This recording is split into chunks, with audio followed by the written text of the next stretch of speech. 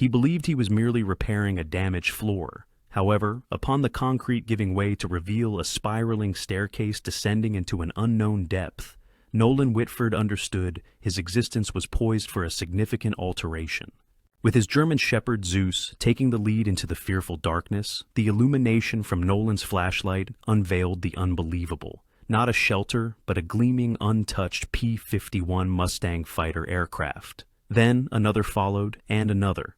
A financially struggling veteran had inadvertently discovered a clandestine subterranean repository containing an air force valued at $100 million.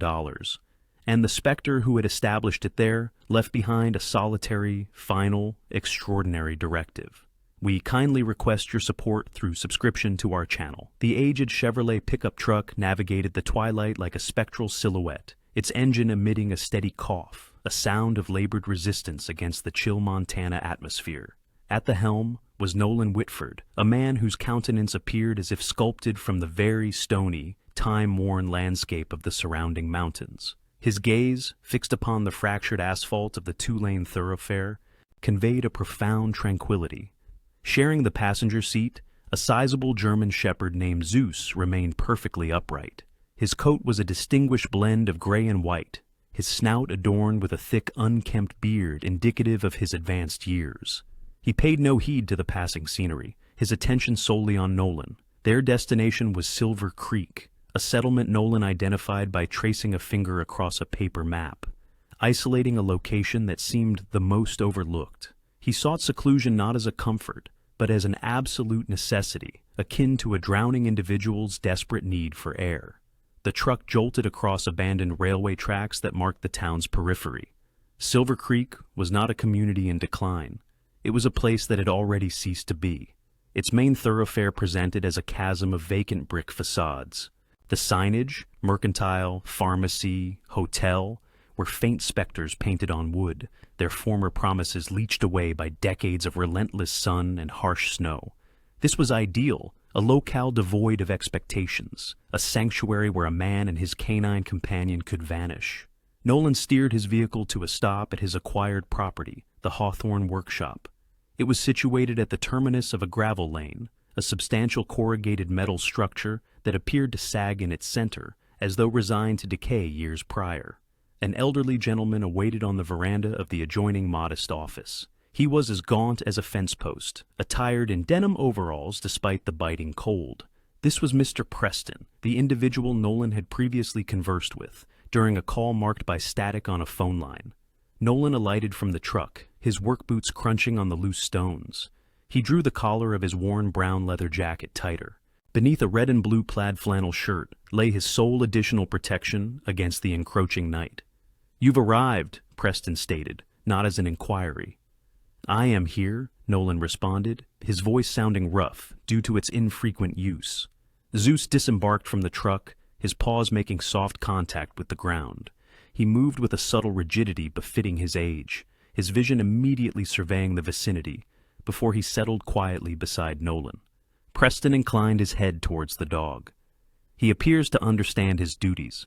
"He does," Nolan affirmed. Preston narrowed his eyes at the immense corroded hangar.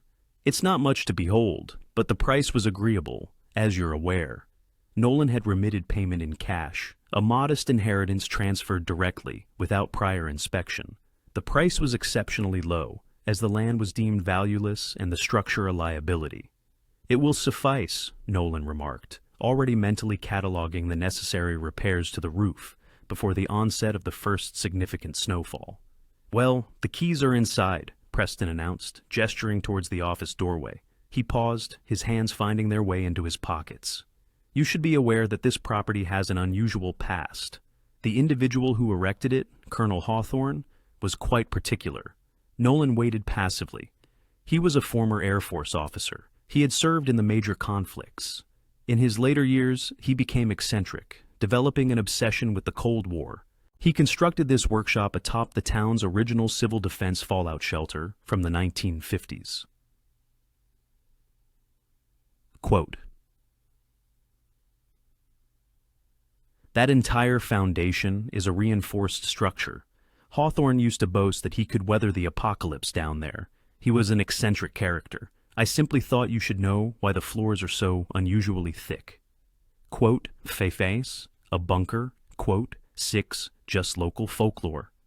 Quote, 7. He was a recluse. Died in here, they say. In any event, the place is yours now. Best of luck to you. The elderly man proceeded to his truck and departed, leaving Nolan and Zeus alone in the vast, advancing silence of Silver Creek. The sun vanished, and the temperature dropped precipitously. The wind was sharp and biting. Inside, the workshop felt cavernous, filled with the mingled scents of dust, rust, and old oil. Nolan located a circuit breaker panel and managed to coax a solitary overhead bulb into a flickering illumination, casting a weak, yellow circle within the dimness. It was too frigid to conduct a thorough assessment of the building that night. He and Zeus would rest in the small office. Nolan unrolled his sleeping bag onto a metal cot that had been left behind, the sharp metallic creak echoing in the confined space. He consumed a cold, canned provision, while Zeus crunched noisily on his dry kibble from a steel bowl. Nolan secured the office door, ensuring it was locked.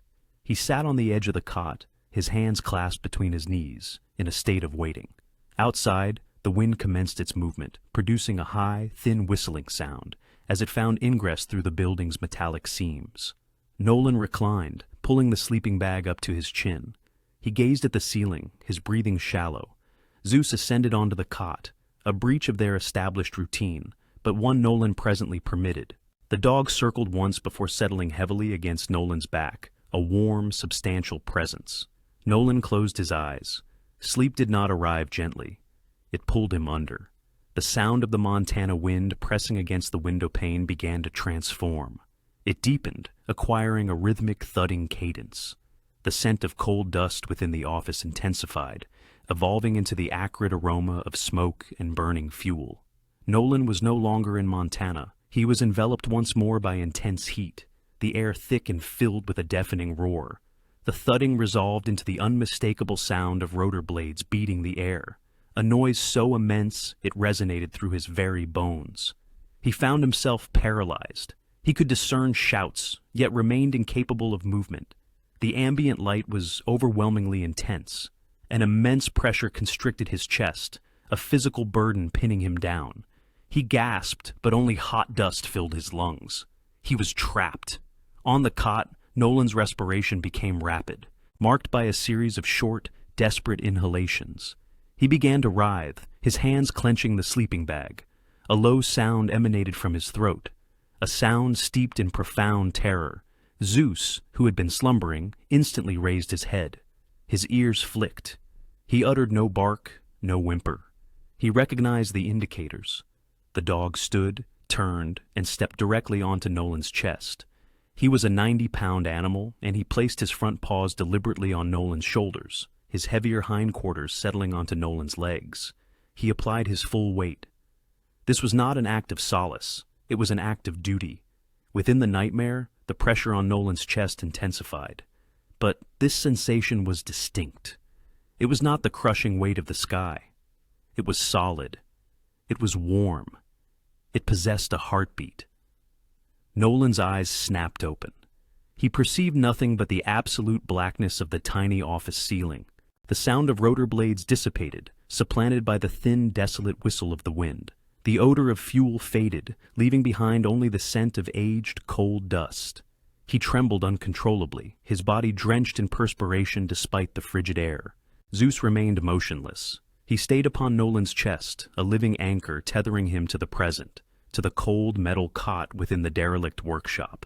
Nolan felt the heavy, steady rhythm of the dog's heart against his own. "Okay," Nolan whispered, his voice breaking. "Okay, boy," he murmured. He extended a trembling hand to stroke the dog's thick, coarse fur. Zeus leaned into the touch, emitting a low, quiet exhalation. Quote 2. Nolan said, uncertain whether he was addressing the dog or himself. He stared into the darkness, the nightmare receding, but not entirely vanished, leaving him adrift and awake. Their bond was solidified. This was not a man and his pet. This was a man and his lifeline, and they had just taken occupancy of their new, cold and haunted dwelling. The initial rays of morning illuminated the true condition of the Hawthorne workshop. It was not merely old, it was utterly dilapidated. The feeble bulb from the previous night had obscured the full extent of its decay.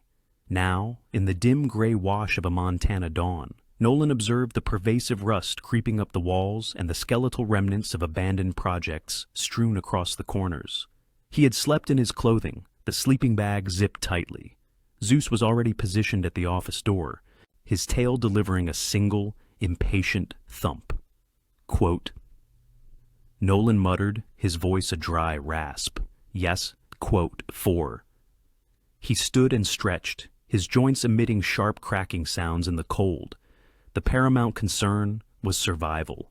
Winter in this region was not a benevolent season. It was a formidable adversary. The workshop in its present state would not withstand the first heavy snowfall. Nolan's mind, left unoccupied, was a perilous expanse. It replayed sounds, images, and the phantom scent of burning sand. Physical labor was the only effective anesthetic. He needed to achieve a state of profound exhaustion, not merely fatigue, but weariness that permeated to the very bone. He donned his brown leather jacket over his plaid flannel shirt and stepped into the main hangar. The air was intensely cold, his breath misting visibly before him. Zeus remained close, his paws treading silently on the oil-stained concrete floor.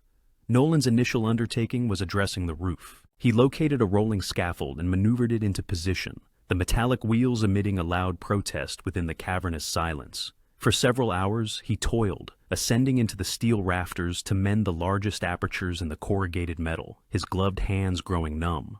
By midday, he had established a rhythm. The physical exertion focused his thoughts. Measure, cut, seal. Measure, cut, seal. He removed his heavy leather jacket, tossing it onto a nearby workbench. He then shed the flannel shirt, revealing the plain gray t-shirt he had worn for sleep. Despite the persistent cold, the physical activity generated its own internal heat. Sweat began to dampen the fabric across his shoulders. He was a man consumed by the simple virtue of labor. Zeus observed it all, a silent shadow to Nolan, an ever-present witness to his work.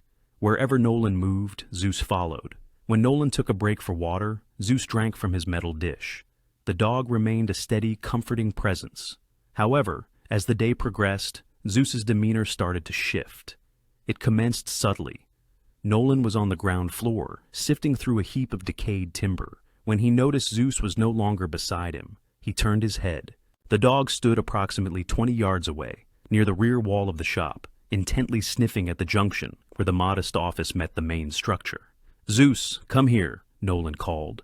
Zeus paid him no mind, his snout pressed firmly against the wall. Nolan sighed and returned to his task.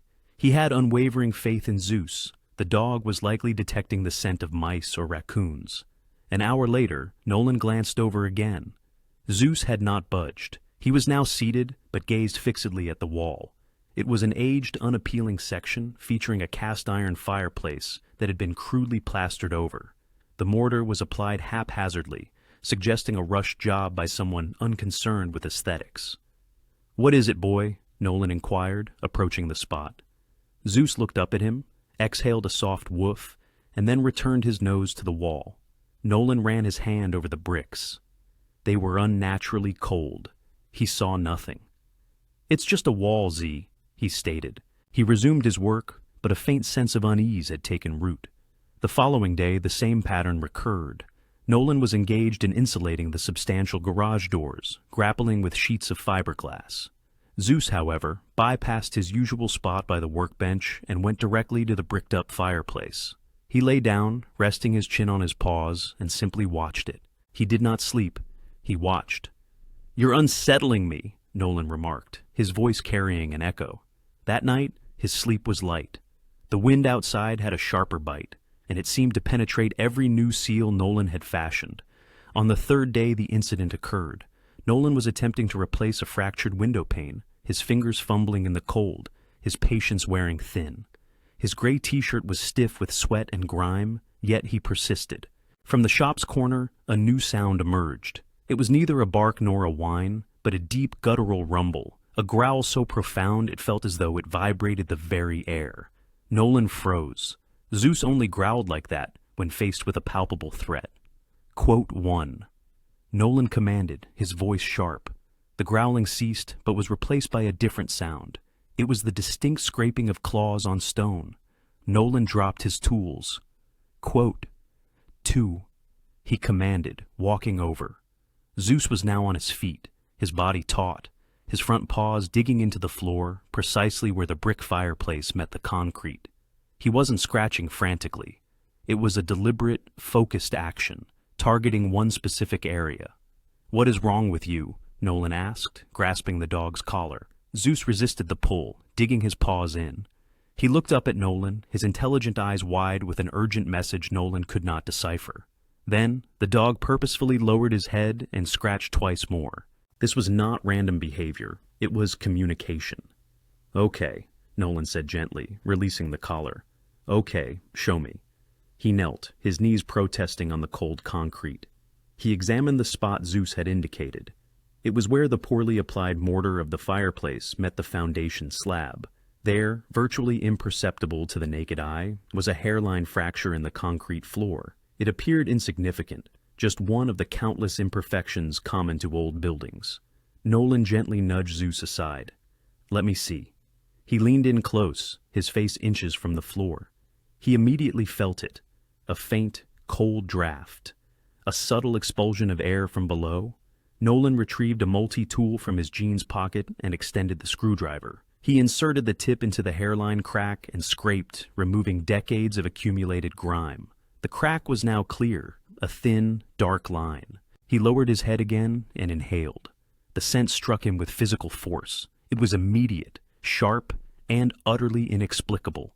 This was not the odor of vermin or decay. It was the scent of a machine in dormancy. His mind, honed by years of military service, instantly categorized the aromas. First, the sharp, sweet chemical tang of aviation fuel, not modern gasoline, but high-octane égoutts. Beneath that was the heavy, waxy aroma of cosmoline, a rust preventative, and finally, the deep, musty perfume of cold engine oil and aged leather. It was the quintessential trinity of long-term preservation. Nolan leaned back abruptly onto the floor, his heart pounding against his ribs. He stared at the crack, then at the slovenly bricked-up fireplace. These smells should not be present. They were volatile and should have dissipated 30 years prior. Their potency and clarity indicated a sealed source, one located nearby. He recalled Mr. Preston's words. He had built this workshop over the town's original civil defense bunker. Nolan looked at Zeus. The dog was sitting perfectly still, his breathing calm, his tail giving a single, slow, contented thump against the concrete. His task was complete. Nolan looked back at the wall. The cold draft continued to seep into the room, carrying with it the impossible fragrance of the past. The bunker was not merely local legend, it was real. It was right there, and it was not empty. Nolan remained on his knees for a considerable moment, the chill of the concrete permeating his jeans. The scent emanating from the crack was not a memory. It was a fact. It was the aroma of history, preserved and awaiting. Zeus sat patiently, his breathing undisturbed. He had fulfilled his role. The enigma now rested with Nolan. Nolan rose to his feet, his mind shifting into a new operational mode. The apprehension and exhaustion of the previous night receded, supplanted by the focused energy of a problem solver. He was a mechanic by trade, a soldier by training. He understood construction, and he understood concealment. He examined the bricked-up fireplace. It was poorly done, unsightly, and obvious. It was a diversion. No, Nolan muttered to himself. Hawthorne wouldn't be that straightforward, but he had to be certain. He walked to his truck and returned with a heavy sledgehammer and a long steel crowbar. He donned safety glasses, stepped back, and swung the hammer. The impact resounded sharply and loudly, echoing through the empty hangar as the old mortar fractured. Nolan worked methodically, not with anger, but with a clear objective, dismantling the wall brick by brick. Zeus observed from a safe distance, his head tilted. Behind the bricks, as Nolan had anticipated, there was nothing but a solid concrete wall, thick and reinforced with steel rebar. The fireplace was a dead end, a misdirection. Nolan let the hammer fall. He was breathing heavily, his gray t-shirt damp in the cold air. He looked at Zeus, who was still gazing at the floor. "Right, boy? You were right all along?" He returned to the hairline crack.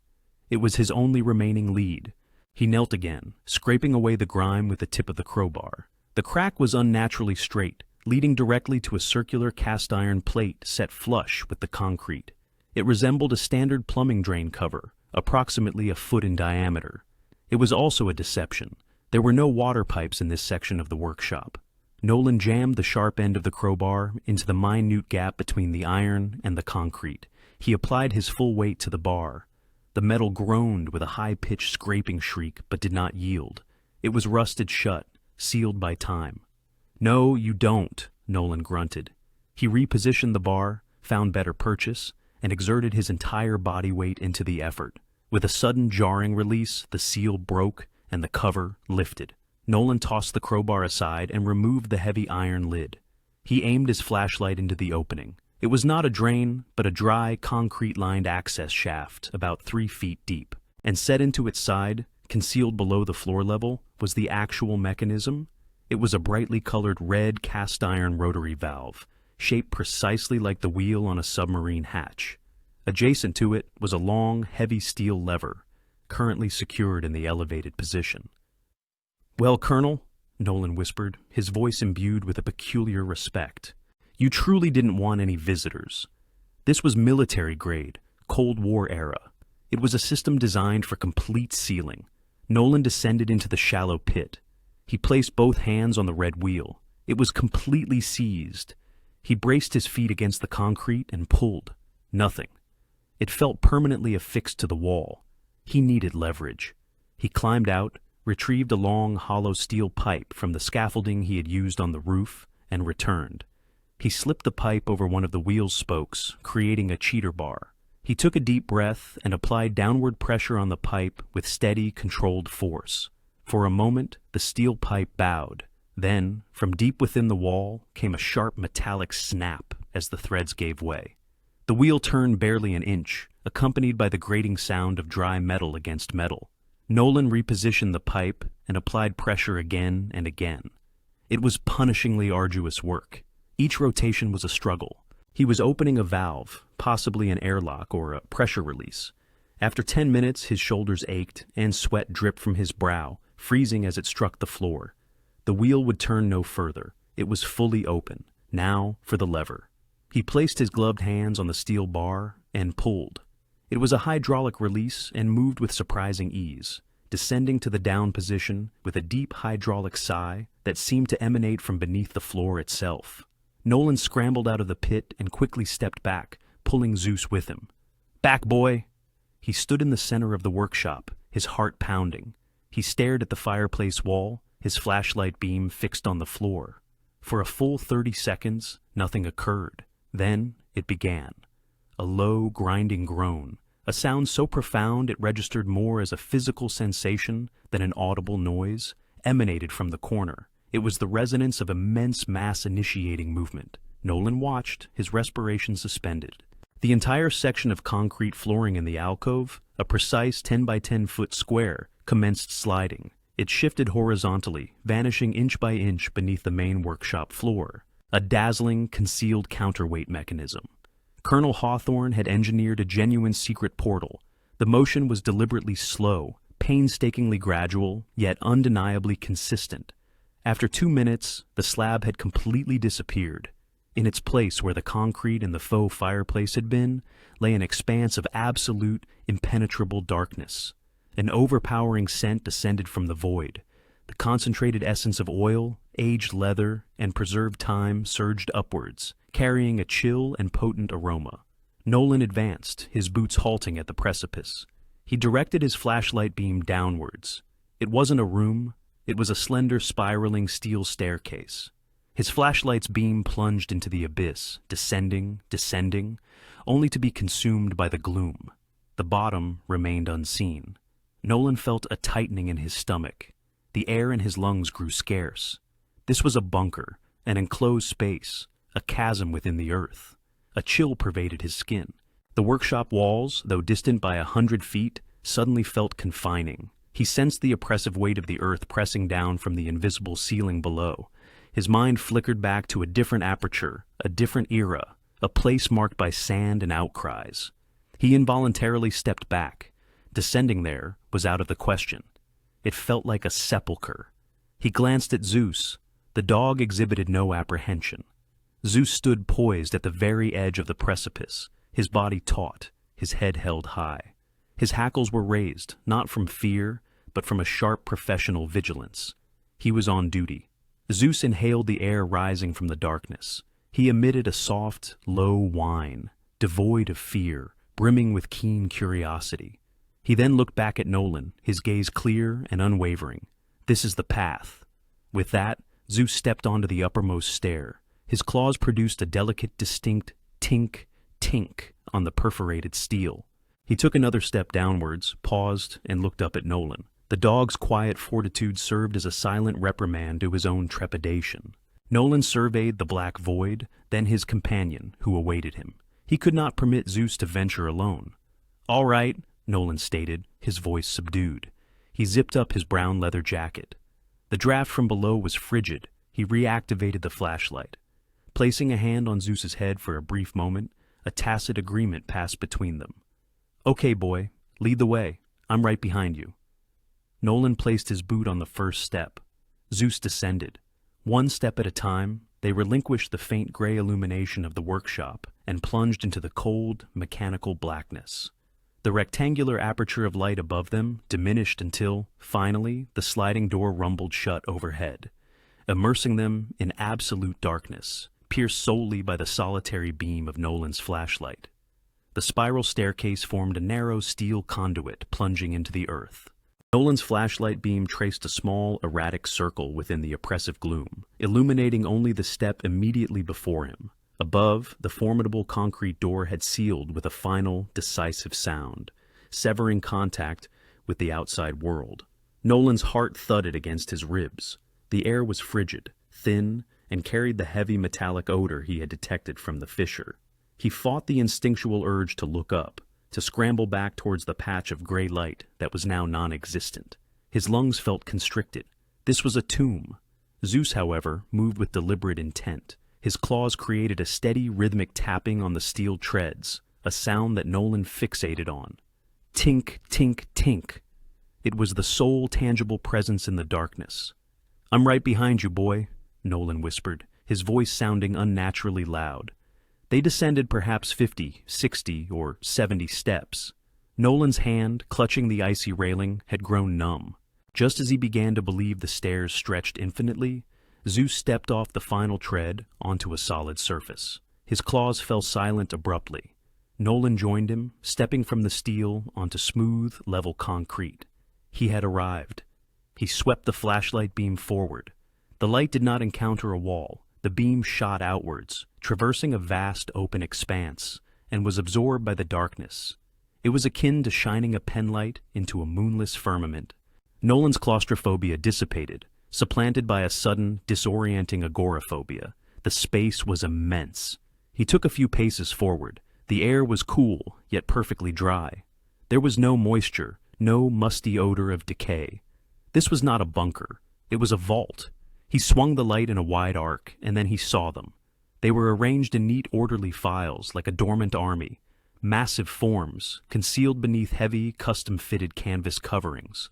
Dozens of them, some comparable in size to small trucks, others as large as houses. Nolan's mind, oriented towards utility and survival, struggled to comprehend the scale. He walked forward, Zeus padding silently beside him, the dog's head held high, sniffing the strange, sterile atmosphere. Nolan stopped before the nearest shape. It was long and streamlined. He extended a trembling hand, his fingers encased in worn leather gloves, and touched the canvas. It was thick, stiff, and bore a fine film of dust. He located a seam and pulled. The heavy canvas resisted momentarily, then slid back with a soft, rustling sound. Nolan's flashlight beams struck polished, riveted aluminum. Nolan's breath hitched. His light traced the elegant, deadly curvature of a fuselage. It ascended towards the cockpit, revealing the perfect bubble-shaped canopy, its glass gleaming. He moved the light forward, illuminating the 4 propeller blades, still coated in a thin layer of protective grease. "No," he whispered. "It can't be." It was a P-51 Mustang, not a model, not a replica. It was the genuine article, preserved in impeccable condition. He observed that the wings were detached, resting on custom-fabricated steel dollies adjacent to the fuselage, enabling it to fit within the confines. He stumbled back, allowing the tarp to fall. He felt lightheaded, the shock rendering his knees weak. He moved to the next shape, this one possessing a more rounded profile. He pulled back the covering. The elliptical wings were unmistakable. A Spitfire. Its camouflage paint appeared dull beneath the dust, yet otherwise seemed flawless. Nolan began to run, his flashlight beam slashing erratically through the darkness. He pulled back another tarp, then another. He discovered a row of substantial wooden crates bearing military markings from the 1950s. He retrieved the crowbar he had tucked into his belt and pried one open. The sharp screeching of nails extracting from aged wood was jarring in the profound silence. Inside, nestled in straw and grease paper, was not an aircraft, but an engine. A brand new crated Rolls-Royce Merlin engine, the same type that powered the Mustang and the Spitfire. Nolan sank heavily onto the concrete floor. He buried his head in his hands, his light pointing uselessly at the ground. This was not a collection, it was an obsession. It represented a lifetime of impossible, fanatical devotion. Zeus nudged his elbow, drawing him back. "How, Zeus?" Nolan inquired, his voice trembling. How did he accomplish this? His mechanic's mind, his soldier's mind, raced. The spiral staircase was barely wide enough for a single man and a dog. How had Colonel Hawthorne transported multi-ton aircraft and engines down here? He stood up. He had to know. He departed from the rows of shrouded planes and proceeded towards the far end of the hangar, the area his flashlight beam had been unable to penetrate. Zeus remained close, sensing his owner's distress. He walked for a considerable duration, the echo of his footsteps the sole sound. Finally, the beam illuminated the rear wall. It was constructed of corrugated steel, and in its center, Nolan discerned an outline.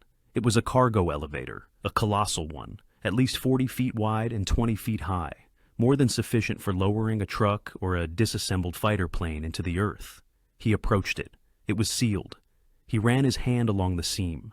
It wasn't merely locked, it was welded shut. Thick, heavy beads of molten steel fused the door to its frame from within. Nolan directed his light towards the ceiling above the elevator. It was not concrete like the rest of the hangar. It was a solid, massive steel plate, also welded in place. The realization struck Nolan with the force of a physical blow. This was the primary entrance. Hawthorne had spent decades transporting his collection down here, piece by piece. And once the final item was in position, he had sealed the vault. He had welded the door shut from the inside, leaving only the diminutive hidden spiral staircase as his secret ingress and egress. Nolan then surmised that he must have buried the surface entrance under immense quantities of dirt and gravel, camouflaging it, eradicating it from the world. He had fashioned a perfect modern-day pyramid. Nolan turned away from the sealed door. In the far corner, near the elevator, he observed a simple steel desk and a chair. A single green banker's lamp rested on top, beside a black rotary telephone with a severed cord. Adjacent to the lamp lay a thick, leather-bound ledger. Nolan's gloved hands left smudges in the dust as he opened the cover. The initial page was inscribed in crisp, elegant ink. Entry: October 14th, 1955. Purchased surplus Federal Civil Defense bunker, Silver Creek, MT. He turned the page. Entry: June 2nd, 1963. Acquired P-51C Mustang, serial number 42-339, transported from Davis Month and AFB. Condition: fair. He turned again. Entry: November 11th, 1971. Acquired Supermarine Spitfire, McMahon. Serial number MH434. Salvage from French farm. Condition: poor, restorable. Page after page detailed a lifetime of acquisition. 40 years dedicated to preserving aviation history from scrapyards, foreign deserts, and forgotten barns. Nolan flipped to the final page. It contained a simple handwritten summary, a list of 34 aircraft and hundreds of spare parts. Below it, a single line inscribed in a slightly unsteady hand. Final estimated insured value, $100,000. The flashlight quivered in Nolan's grasp. He sank heavily into the frigid steel chair, its legs screeching against the concrete, the sole sound he'd generated, $100 million worth. This was $100 million tomb, concealed beneath a workshop, acquired for a pittance. Nolan Whitford, a man who possessed little more than a dilapidated truck and a devoted dog, buried his face in his hands. The weight of his discovery pressed down more heavily than the tons of earth overhead. Zeus, sensing the shift, nudged Nolan's arm insistently with his cold, wet nose, a comforting presence in the silent, profound darkness. The figure on the page seemed to shimmer in the flashlight's beam. $100,000 wrestlers. It was a sum so immense it lacked tangible meaning, an abstract cascade of zeros that his mind, accustomed to budgeting for dog food and gasoline, couldn't comprehend. He remained motionless in the colonel's metal chair, its chill permeating his jeans and flannel shirt. Zeus, sensing his owner's immobility, rested his heavy head squarely on Nolan's knee, a simple, warm weight providing an anchor. "It's just a number, Z," Nolan murmured, his voice raspy. His attention drifted from the ledger, this stark, cold inventory, to the only other item on the desk. It was a second book, smaller, its binding not of fresh leather, but of ancient cracked canvas that bore the marks of considerable wear. It was a field journal. He reached for it, his gloved fingers leaving distinct trails in the accumulated dust. Upon opening it, the first page revealed not an accounting, but a manifesto. The ink, a deep faded blue, outlined in elegant, strong cursive from a bygone era. "They are not machines," the journal proclaimed. "They are the conduits for the men who piloted them. They bear witness to dreams and to sacrifice. I witnessed the world's treatment of them post-war. In 1946, I observed the smelting of 1,000 flying fortresses for aluminum scrap. I saw heroes dismantled to forge pots and pans. I swore to prevent such a fate from recurring." A peculiar, cold recognition flickered within Nolan. He, too, had seen valuable things treated as expendable. He turned a page. The 1970s ushered in a different sort of predator, not the scrap dealer, but the collector. These were individuals with limitless funds who perceived these aircraft not as historical artifacts, but as personal prizes. They purchased them, sequestered them in private hangars, and denied them sunlight. They were repainted in ostentatious, inaccurate hues, and paraded once a year at air shows like exotic performers. They were systematically stripping the very essence from these magnificent machines. Nolan's breathing grew shallow. He was familiar with this type of man, though he'd never encountered them directly. He'd seen their images in magazines, beaming from the cockpits of aircraft that belonged in museums. He continued reading. Hawthorne painstakingly detailed, with both affection and sorrow, the recovery of each aircraft. He had devoted his entire military pension, his inheritance, and 40 years of his existence to discreetly transporting these historical pieces to Silver Creek. This climate-controlled repository was not for selfish accumulation, but for preservation. Then, Nolan discovered the final entry.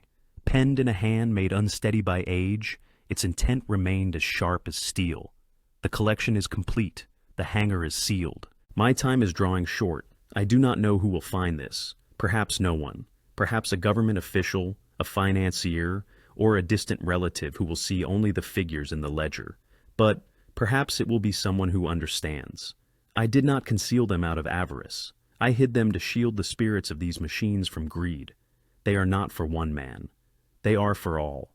If you are reading this, if you are the one who has discovered my life's work, I ask only one thing: do the right thing." The journal entry bore no signature, yet none was needed. It stood as a testament, a passing of a significant legacy. Nolan closed the book. The silence within the hangar was absolute. It was no longer a tomb, but a sanctuary, and he was its new, unsuspecting guardian. He settled back into the chair, the weight of his discovery enveloping him like a physical shroud. "Do the right thing," he echoed softly. What does that even mean? He contemplated the world above, the cold workshop, the leaky ceiling, his aging truck with its faltering transmission. He considered his bank balance, the meager pension that barely covered his necessities, $100 million. With just 1% of that sum, he could secure a modest, warm home, a proper dwelling with adequate insulation and a functional heating system. He could acquire a new truck. He could purchase premium sustenance for Zeus, perhaps even an orthopedic bed for his aging hips. He could live out his remaining years free from the constant gnawing dread of destitution. He could finally feel secure. He could sell one, just a single one. His gaze fell upon the tarp-draped Mustang. That aircraft alone was valued in the millions. He could offer it to a private buyer in Europe or the Middle East. It would vanish. No one in Silver Creek would ever know. Mr. Preston was elderly. He wouldn't be around much longer.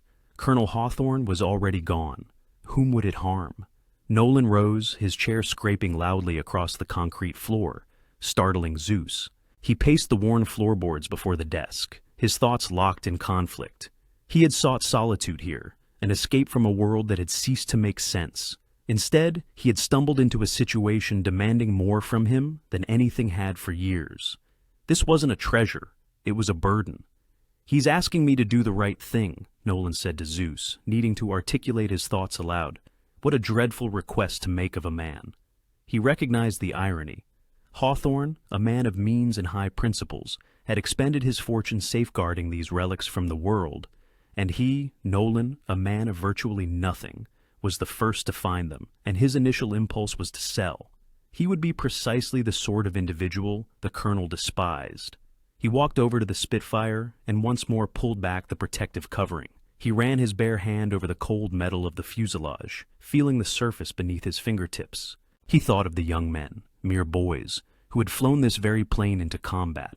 He recalled the fear and the valor that this machine had borne witness to. Hawthorne was correct. It possessed a soul. "He wants a museum," Nolan whispered. He desired for people to witness them. A short, sharp sound of derision escaped him, vanishing instantly into the expansive area.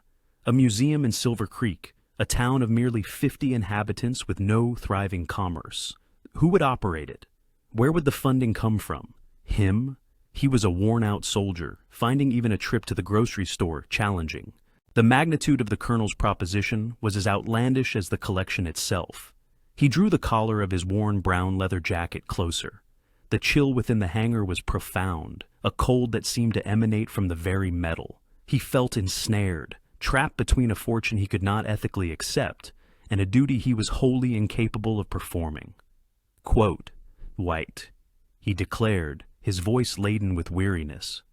"Quote, 4. He activated his flashlight and turned back toward the dim vertical line of the spiral staircase. Zeus trotted alongside him, head lowered, sensing his owner's palpable distress. Nolan placed his foot on the initial step to begin his ascent. He was no longer merely a man fleeing his past. He was a man who had just inherited a $100 million specter, and it was imploring him for an unattainable favor.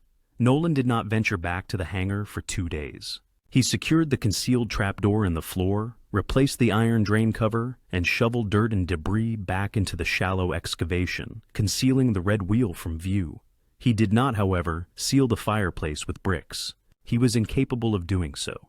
He attempted to resume his work, the straightforward physical labor of patching the workshop, but the awareness of what lay beneath his feet altered his perspective entirely. It was a $100 million secret resonating beneath the concrete, a silent, mocking presence. Every swing of his hammer, every piece of insulation he fastened, felt utterly pointless. He was a millionaire residing in a frigid shed, yet he remained penniless. On the third night, the weather shifted dramatically. The wind, which had previously been a low, mournful sigh, transformed into a ferocious, sentient entity. It assailed the workshop, exploiting every minuscule gap Nolan had overlooked, shrieking through compromised seams. A severe cold front had descended from the Arctic, plunging Silver Creek into a profound and perilous freeze. Nolan and Zeus sought refuge in the small office. A diminutive electric space heater glowed a fierce red, yet offered negligible resistance to the encroaching chill. Nolan, even indoors, wearing his brown leather jacket, could see his breath. He was inspecting the window seals when he detected a sound emanating from the cot. It was not a growl or a bark, but a sharp, wheezing exhalation, a whimper born of sudden, intense agony. Nolan whirled around. Zeus was attempting to rise from the cot, but his hind legs refused to comply. He struggled, his forepaws scrabbling, but his hips seemed locked. He whimpered again, a high-pitched, desperate sound that pierced Nolan's heart. Quote. Nolan approached him, placing his hands on the dog's flanks.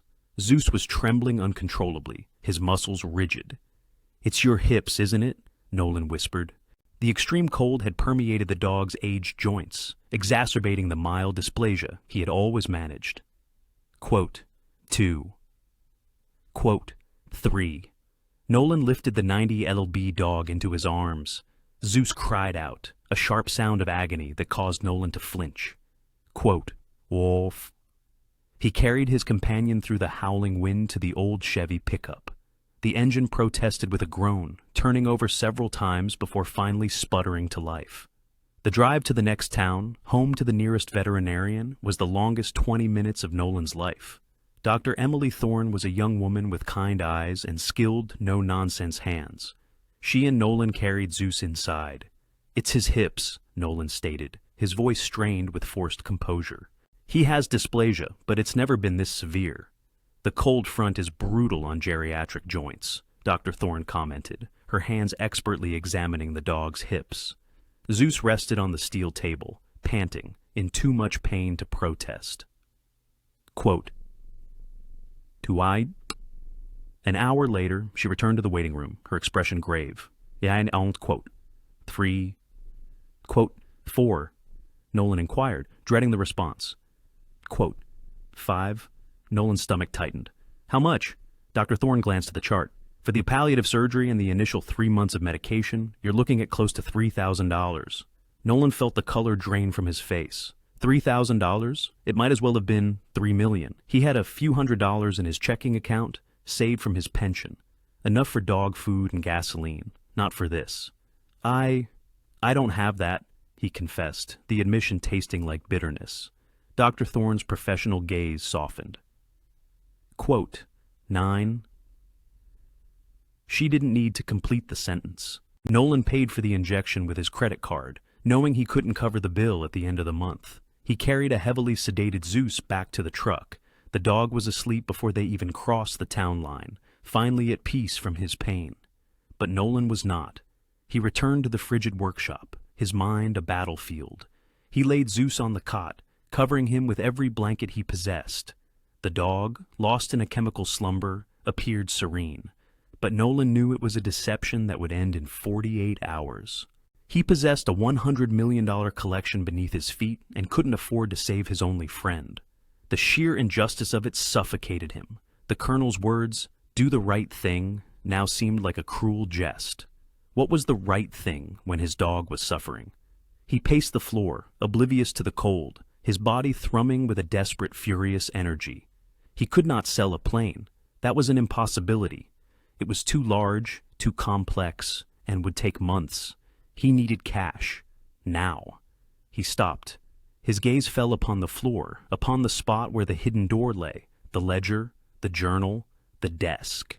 He had observed other items on that desk, within the crates, small, valuable objects. He recalled seeing a crate filled with aviation gear, leather jackets, helmets, and logbooks. Logbooks, the personal handwritten records of pilots. A logbook from a renowned ace, a pilot who flew a Mustang or a Spitfire. It would be worth thousands to a collector on the black market. Small, portable, and easily sold online. His heart began to pound. It was theft. It was a betrayal of the Colonel's trust. He looked at Zeus. The dog's breathing was deep and steady. He was safe for the moment, but time was running out. "I have to," Nolan whispered to the empty room. "It's for him." He grabbed his flashlight and the crowbar. He uncovered the mechanism, his hands working with frantic, guilty speed. He opened the valve, pulled the lever. The heavy door rumbled open, revealing the black spiral staircase.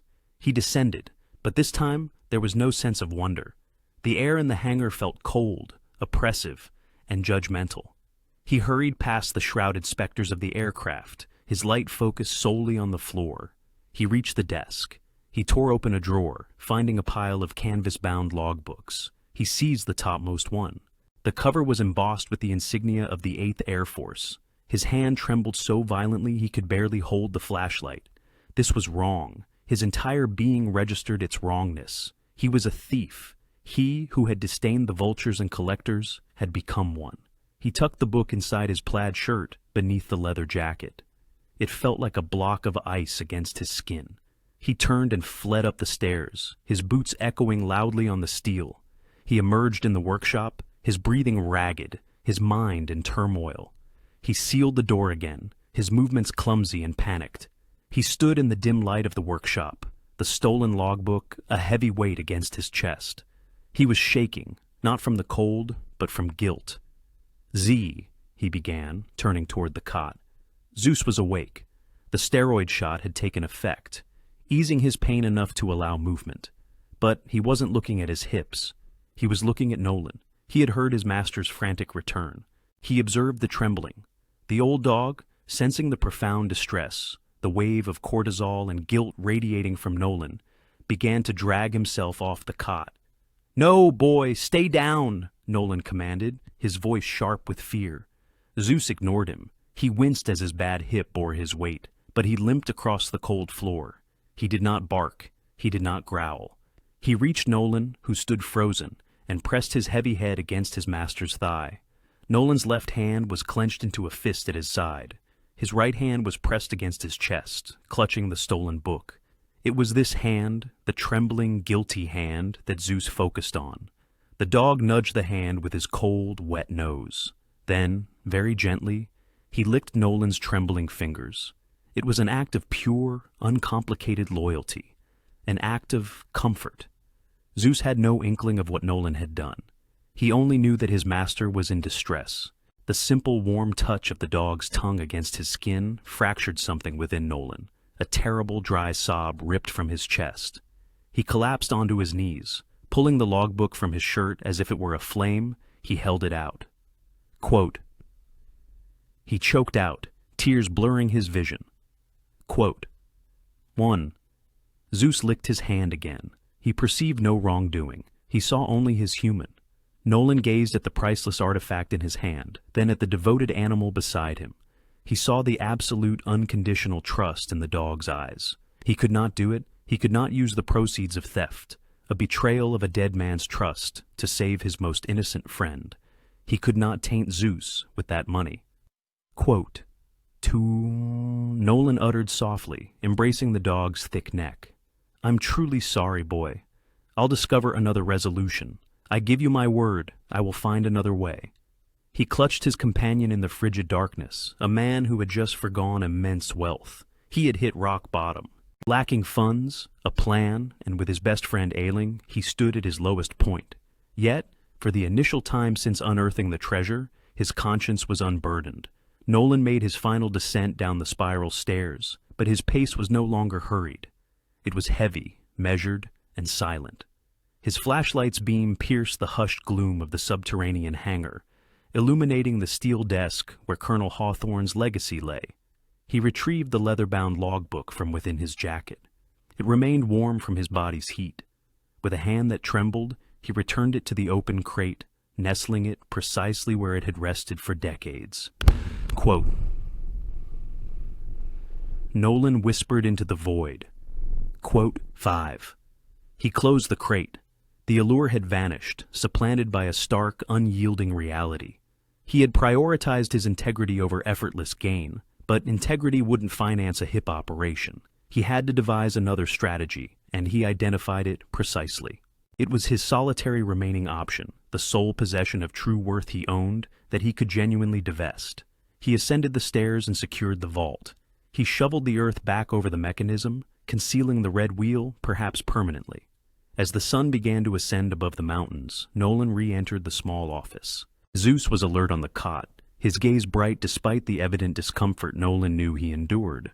The steroid injection from the previous night was losing its efficacy, and the stiffness was returning to the aged canine's limbs. Quote, Nolan said gently. Quote, he lifted Zeus and carried him to the Chevrolet pickup truck. The morning air was severe, a sharp cold that bit at exposed skin. Nolan settled the dog onto the passenger seat, enveloping him in the warmest wool blanket. He moved to the driver's side and climbed in. He placed his hands upon the steering wheel. The leather was cracked and worn smooth from years of his own touch. This truck had been his domicile when he had no other. It had served as his escape vessel when memories became too overwhelming. It was his sole purveyor of freedom to traverse, to depart, to flee. He turned the key. The engine churned laboriously before catching with a defiant roar. It was a capable truck. It was weary, but it was devoted. "One final journey, old girl," Nolan murmured. He drove first to Dr. Emily Thorne's clinic. The waiting area was vacant. Dr. Thorne looked up from the reception desk, visibly surprised to see him so early. "Nolan, is he worse?" "He requires the surgery," Nolan stated, his voice firm. "The complete procedure and all medication, precisely as you outlined." Dr. Thorne paused, her gaze taking in his worn attire and the fatigue etched onto his face. "Nolan, we discussed the expense. It's $3,000 up front. I wish I could offer a payment arrangement, but it's clinic policy." "I understand," Nolan interjected. "Please proceed with preparing him. I will return with the funds in 2 hours." Dr. Thorne studied him for a moment, seeking any hint of deceit. She found only a desperate resolve. "Very well," she conceded. "Bring him in." Relinquishing Zeus was exceedingly difficult. The dog looked back as the gurney wheeled him away, an expression of bewilderment mixed with trust. "I'll return, Z, I promise," Nolan called out. The door swung shut. Nolan returned to the truck alone. The cab felt cavernous and empty without the dog's presence. He shifted the truck into gear and drove towards the edge of town to a lot encircled by a chain-link fence topped with barbed wire. A weather-beaten sign creaked in the wind. Stan's Auto Sales. "We buy and sell." Stan was a man who appeared to be assembled from disparate parts, a thick neck, calloused hands, and a cigar perpetually fixed between his teeth. He observed from the warmth of his small office as Nolan guided the Chevy onto the lot and silenced the engine. Nolan exited. He patted the hood of the truck, feeling the engine's residual heat through the metal. Stan emerged, zipping up a heavy parka. He surveyed the truck, then Nolan. "Are you looking to upgrade, Whitford?" "I'm looking to sell," Nolan replied. "Cash today." Stan circled the truck. He kicked a tire. He ran a gloved hand over a patch of rust on the fender. He opened the door and glanced at the odometer.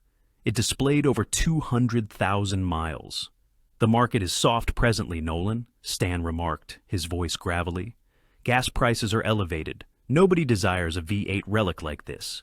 She exhibits rust in the quarter panels. The interior is worn. The engine is sound," Nolan countered, suppressing his urge to implore. "The transmission was rebuilt 2 years ago. New alternator. She starts reliably, even in this freeze." Stan sighed, stroking his chin. "She's dependable. I'll grant you that. But I don't sell dependability.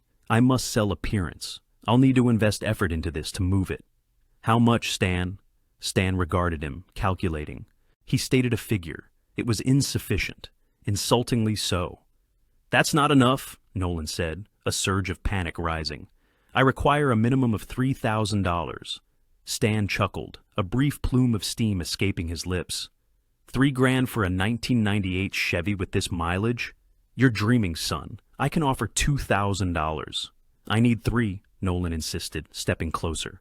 It's a medical emergency." Stan paused. He observed the desperation in Nolan's eyes. Stan was a businessman, but not heartless. He resided in Silver Creek. He was aware of people's struggles. He chewed on his cigar for an extended moment. "Here's what I'll do," Stan grunted. "I have a buyer seeking a work truck for his farm. He's unconcerned about the rust.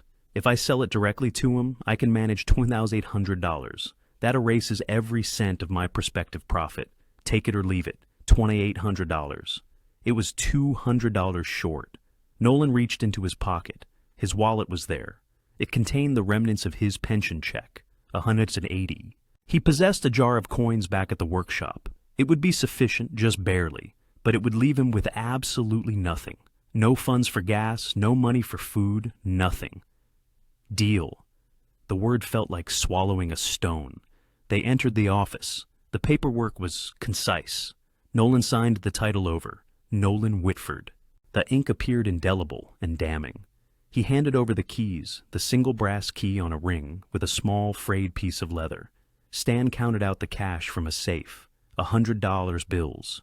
They looked crisp and pristine, a stark contrast to the grimy, worn reality of Nolan's existence.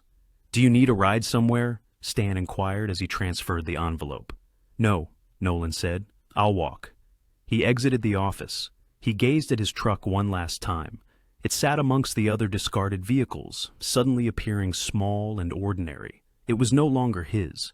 He had just severed his final connection to the outside world. He was stranded. He turned his back on the Chevy and walked away. He proceeded directly to the clinic. He placed the stack of bills on the counter. He emptied his wallet, adding the $20 and crumpled bills to the pile. "It's all there," Nolan stated.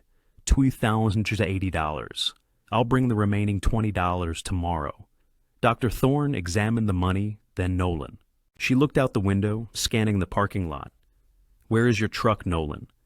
"I sold it," he replied simply. She stared at him, her eyes widening as the realization dawned. She knew that truck was his sole possession.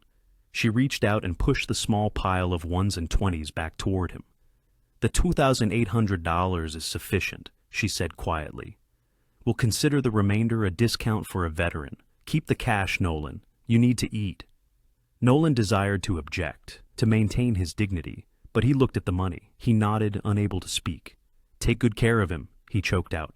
"I will. The surgery is scheduled for noon. He'll be ready to go home tomorrow morning." "Tomorrow," Nolan repeated. He exited the clinic into the gray, frigid afternoon. The workshop was 5 miles away. Nolan began to walk. The wind had intensified, driving snow horizontally across the road. He pulled up the collar of his leather jacket, shoved his hands into his pockets, and lowered his head. The initial mile was numb determination. The second mile was agony. The cold penetrated the gaps in his boots. It bit through his denim jeans. His ears burned, then went numb.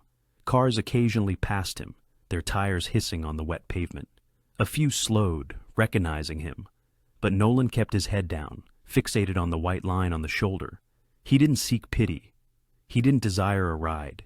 He needed this walk. He was walking into a new reality. He was a man with a secret worth $100 million buried underground. Yet, he was walking 5 miles in a blizzard because he had no vehicle.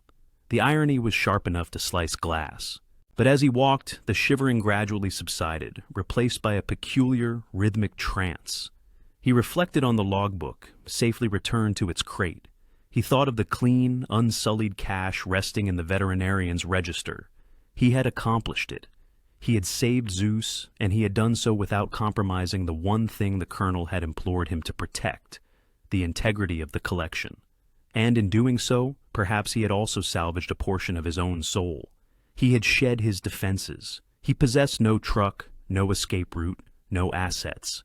He was vulnerable to the world, but he felt lighter than he had in years.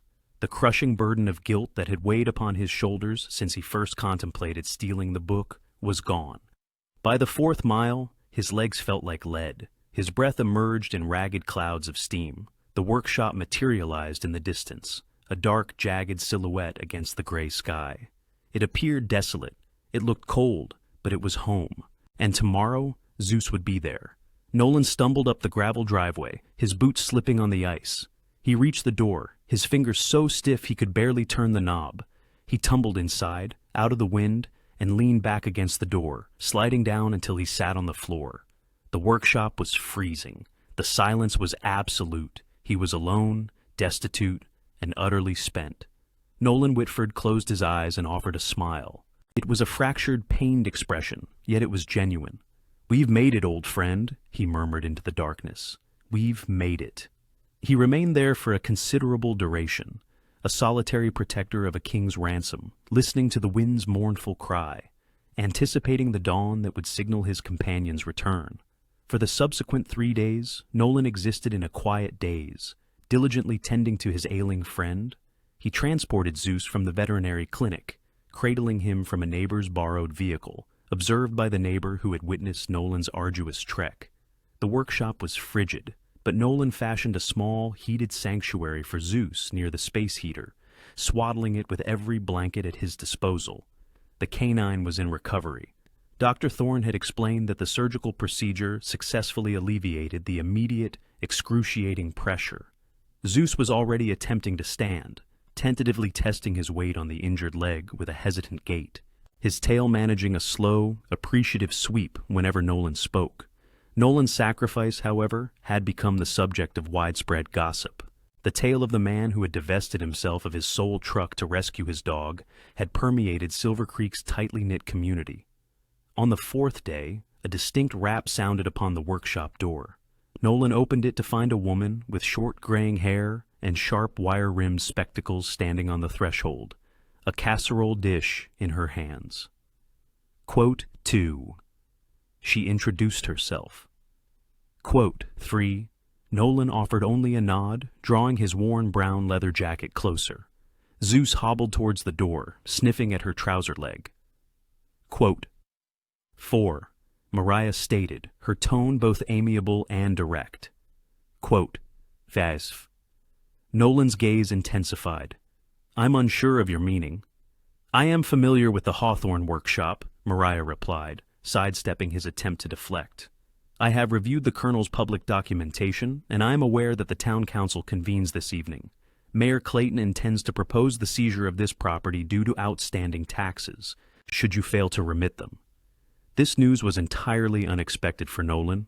He stiffened. I can see you were unaware. Mariah continued. Nolan, the mayor perceives only a dilapidated structure. If you intend to present the truth to them, you cannot simply enter and recount a ghost story. You require a strategy. She stepped inside, placing the casserole on a work table. From her bag, she produced a bundle of documents. I am not an attorney, but I am a historian. I have drafted a preliminary letter of intent to establish the Hawthorne Aviation Heritage Foundation. It's a basic initial filing for a 501c3 nonprofit. It may not be substantial, but it is a beginning. It demonstrates that you are not irrational. You are a steward. Nolan's eyes fell upon the papers, the officially rendered typed words. Quote 1. Quote 2. These were concepts he had been afraid to articulate. Quote 3. Nolan stated, his voice devoid of inflection. Quote 4. Mariah concurred. Quote 5. That evening, the temperature plummeted once more. Nolan, clad in his red and blue plaid shirt beneath the leather jacket, stepped out into the biting darkness. The community center was a mere 2 miles distant, yet it felt like 100. Zeus limped out from the doorway and positioned himself beside Nolan. Quote, CS, Nolan instructed firmly. Quote, 7. Zeus looked up at him, emitted a low, dissatisfied sound, and settled onto the gravel, refusing to retreat indoors. He would not permit Nolan to depart alone. Nolan sighed. Quote 8. He re-entered the workshop, wrapped Zeus's hindquarters in a small blanket, and gently lifted him. The dog was too heavy to carry for 2 miles, but Nolan could not abandon him. He found a compromise, walking at a slow pace, allowing Zeus to limp alongside him, occasionally carrying the dog over the most treacherous patches of ice. They arrived at the community center 40 minutes later. Nolan's arms ached, and both were chilled to the bone. The meeting room was brightly illuminated and uncomfortably warm. It was filled to capacity. The entire town was present. Nolan surveyed the faces, a mixture of skepticism, curiosity, and hostility. He recognized Stan, the car dealer, and Tom from the hardware store. At the forefront sat Mayor Clayton, a portly, pragmatic man with a guarded expression. As Nolan and Zeus entered, a murmur swept through the assembly. That's him, the eccentric vet who sold his truck, walking everywhere, and he brought the dog. Mr. Whitford, Mayor Clayton's voice boomed through the microphone. You are late. We are currently on agenda item 4, disposition of derelict properties, which, frankly, includes yours. I am here to discuss that, Nolan stated, his voice hoarse. He and Zeus stood in the aisle. Then, come on up. The floor is yours. Nolan proceeded towards the podium at the front. The aisle seemed to stretch for a mile. Every eye was fixed upon him. He ascended to the microphone. The fluorescent lights overhead emitted a high-pitched, barely discernible hum. He gazed out at the multitude of faces, all staring, all scrutinizing. A man in the back, one of Stan's mechanic associates, called out, "Heard you walked here, Whitford. Your new ride broke down." A few derisive chuckles followed. The sound struck Nolan like a physical blow.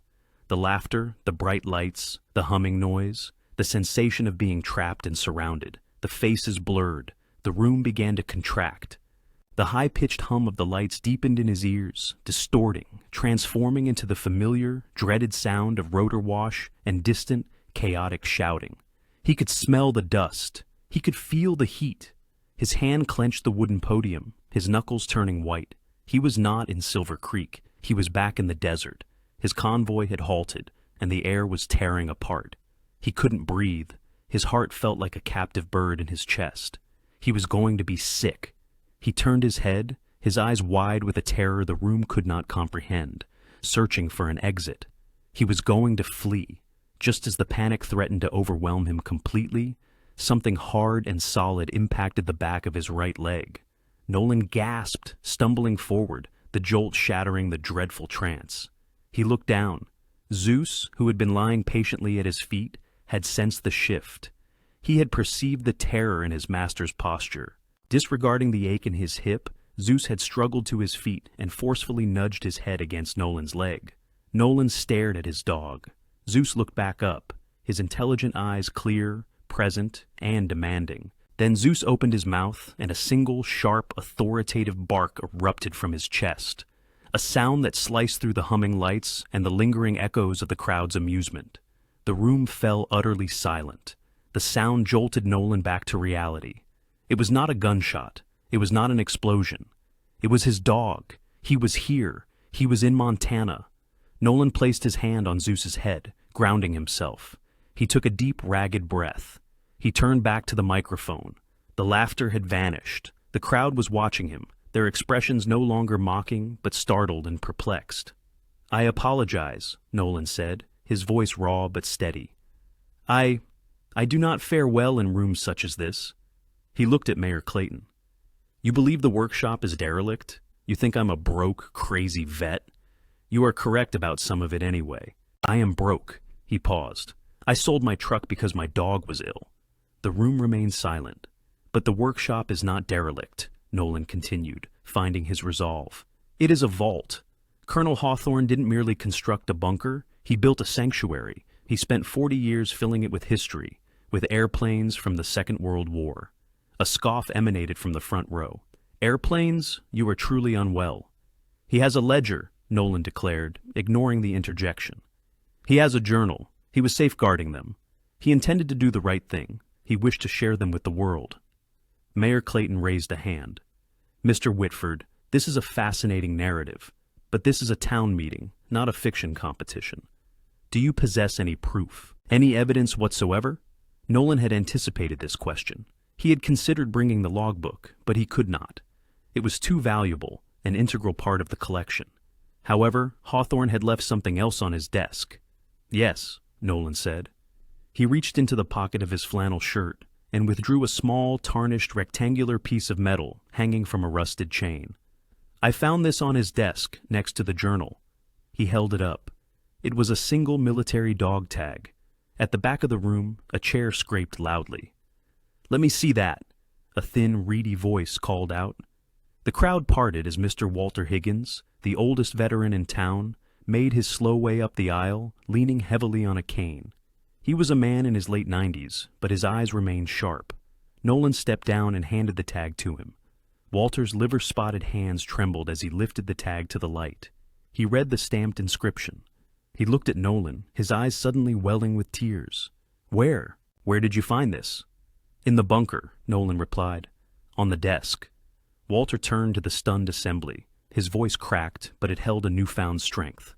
"This," he announced, holding the tag aloft, "belonged to Captain Elias Thorne, my flight commander. He was shot down over the ocean in 1944. We thought he was lost." Walter looked at Nolan. "Hawthorne must have found his personal effects. He was a man of honor.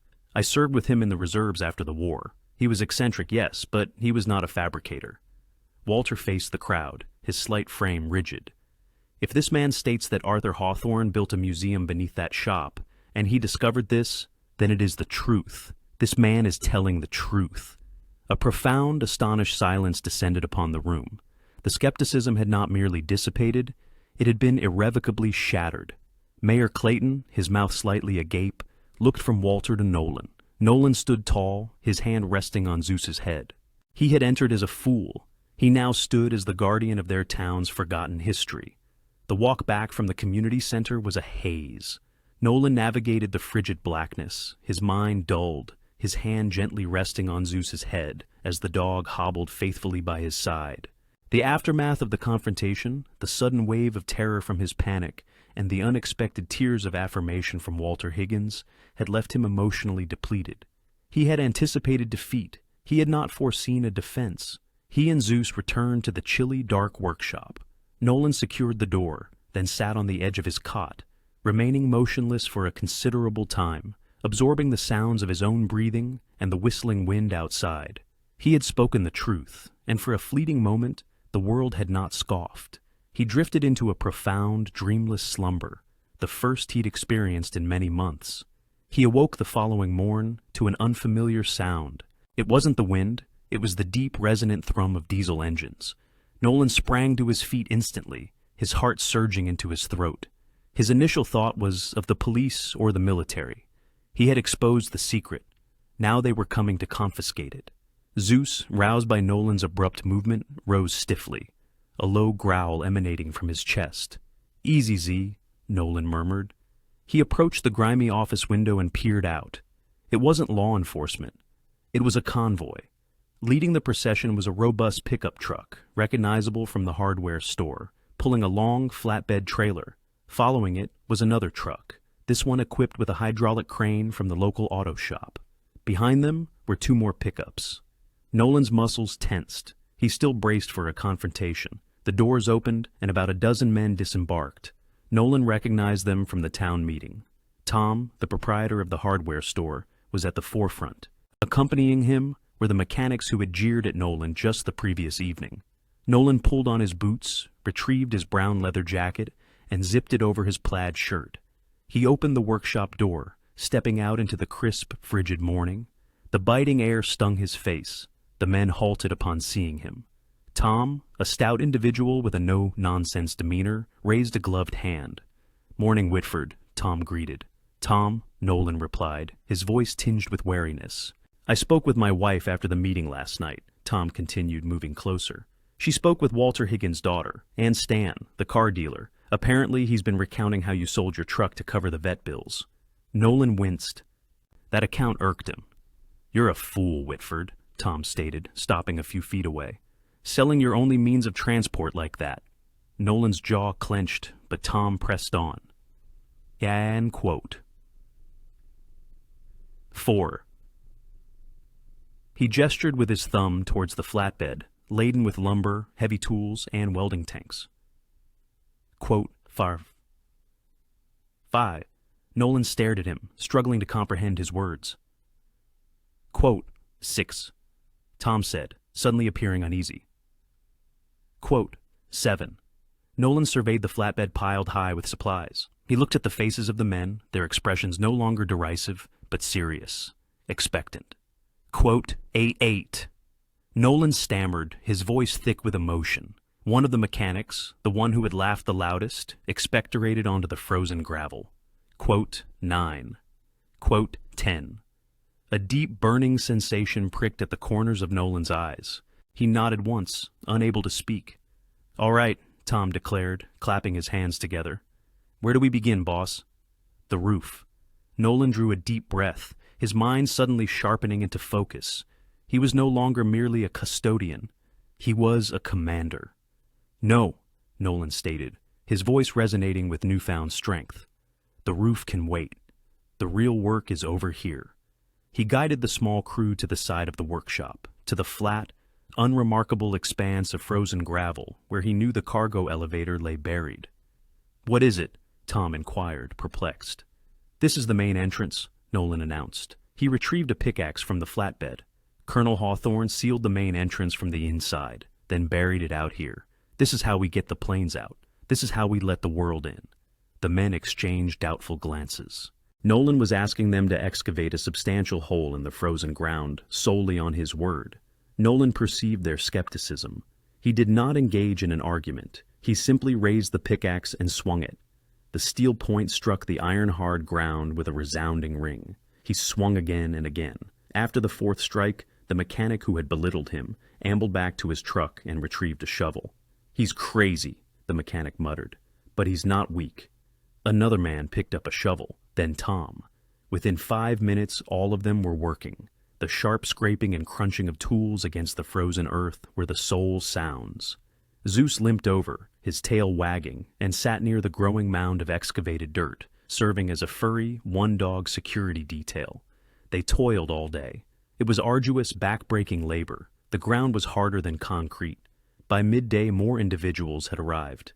Mrs. Mariah appeared with a large thermos of hot coffee and sandwiches.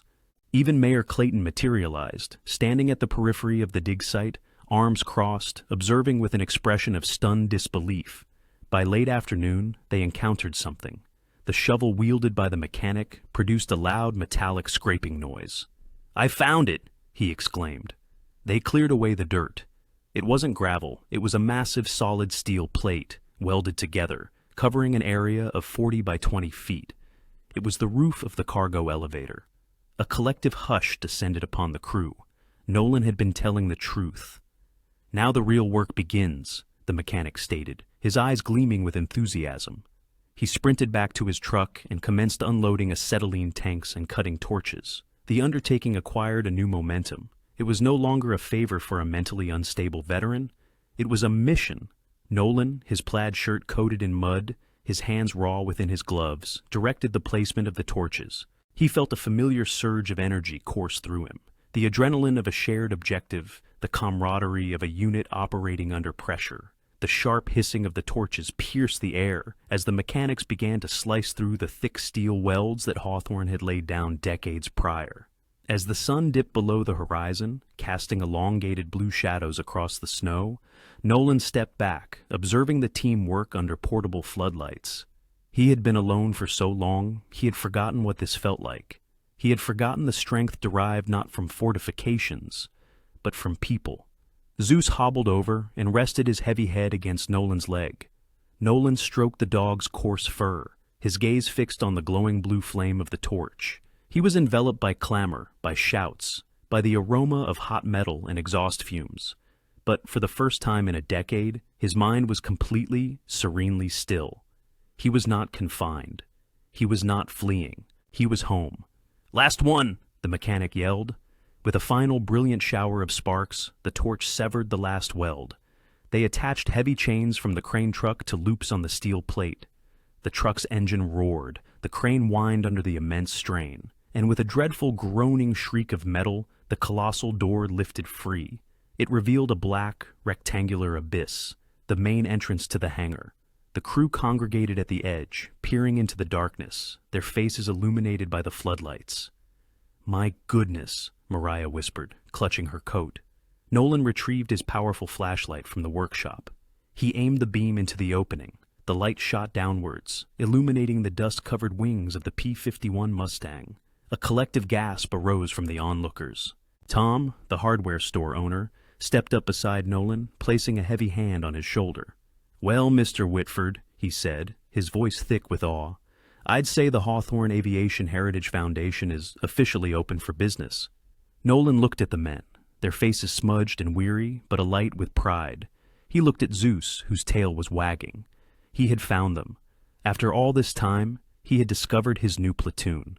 It took 2 months. 2 months of arduous labor that transformed Silver Creek. The project became the town's lifeblood.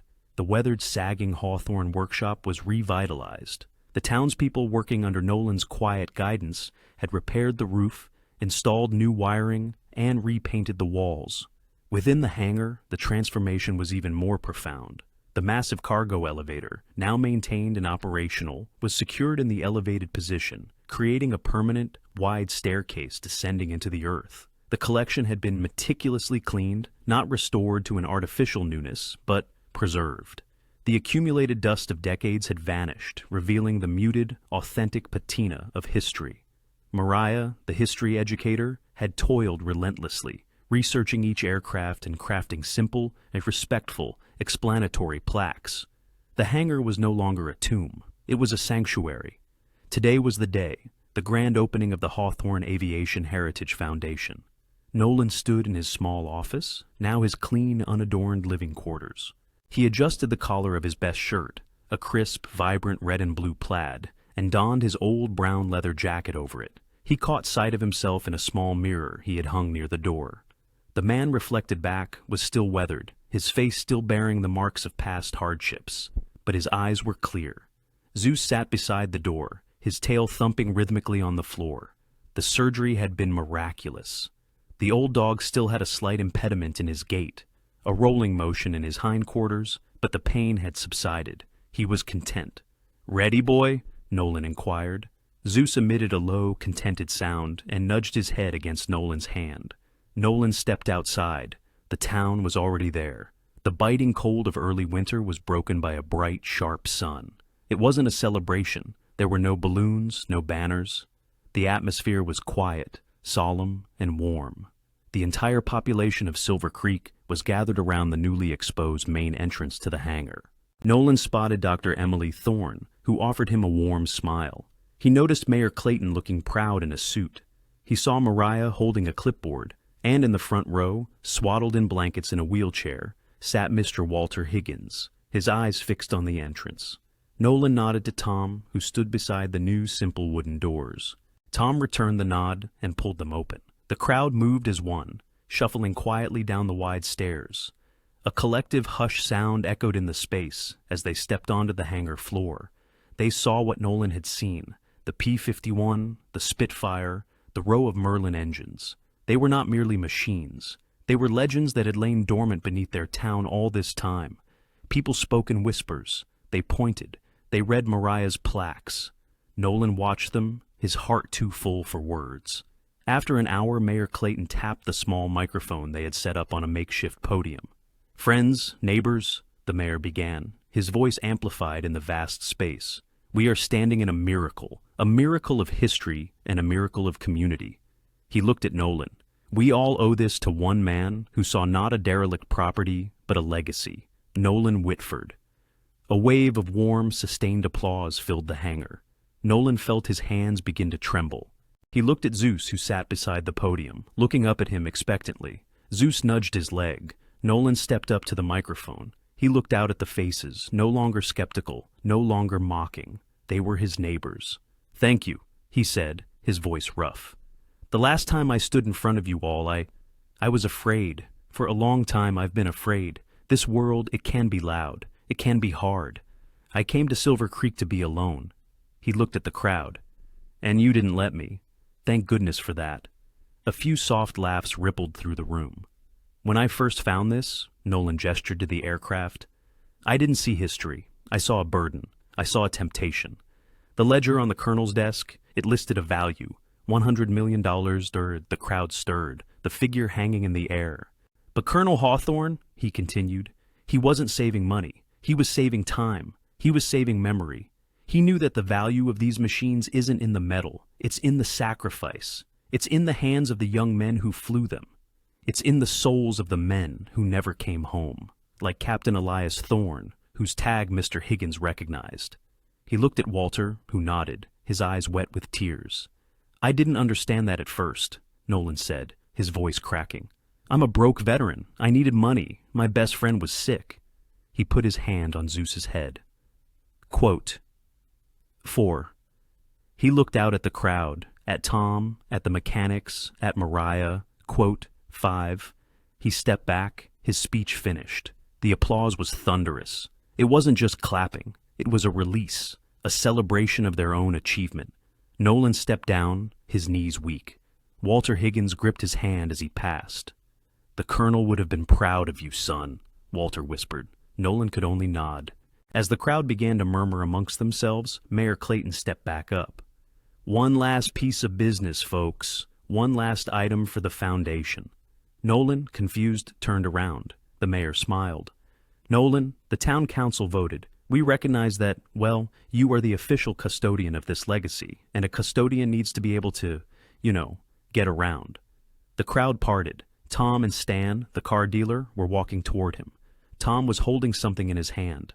Nolan recognized it instantly, a single brass key on a small, frayed piece of leather. We found your truck, Nolan," Tom said, his voice thick with emotion. "Stand here," he said. "They gave us a real good deal on it. A community discount." Tom pressed the keys into Nolan's hand. Nolan stared at the keys, his mind struggling to connect the dots. He looked at Stan, who was grinning. "Quote 3, Stan said. Quote 4. Nolan looked at the keys. He looked at the smiling, expectant faces of his neighbors. The one thing he had given up, the symbol of his sacrifice. They were giving it back. He closed his fist around the key. He tried to say thank you, but no sound came out. The walls he had built around himself for 20 years, the walls that PTSD and loneliness had reinforced, they didn't just crack, they dissolved. Nolan Whitford stood in the center of the hangar, surrounded by his neighbors, and wept. Zeus, sensing the shift, pressed his body against his master's leg, not as an anchor, but as a partner. Later that evening, the hangar was quiet, the lights were off, and the great door was sealed. Nolan sat on the top step of the workshop's original entrance, the place where he had first arrived. The wind was cold, but the sky was clear, a deep star-filled purple. He heard the familiar jingle of tags, and Zeus limped over, settling at his feet. The dog laid his heavy bearded head on Nolan's knee. Nolan stroked the dog's soft ears, his gaze on the driveway. Parked there, glinting in the starlight, was his old, battered, beautiful Chevy pickup truck. It was his again. He looked out over the dark, silent valley of Silver Creek. He was not an exile. He was not a ghost. He was a man with a dog, a truck, and a home. "We did it, see," Nolan whispered, looking up at the vast, peaceful Montana sky. "We did the right thing." He sat there for a long time, the Cuban and his loyal dog watching the stars emerge, finally at peace. Nolan Whitford taught us that the most valuable treasures aren't buried in vaults or written in ledgers.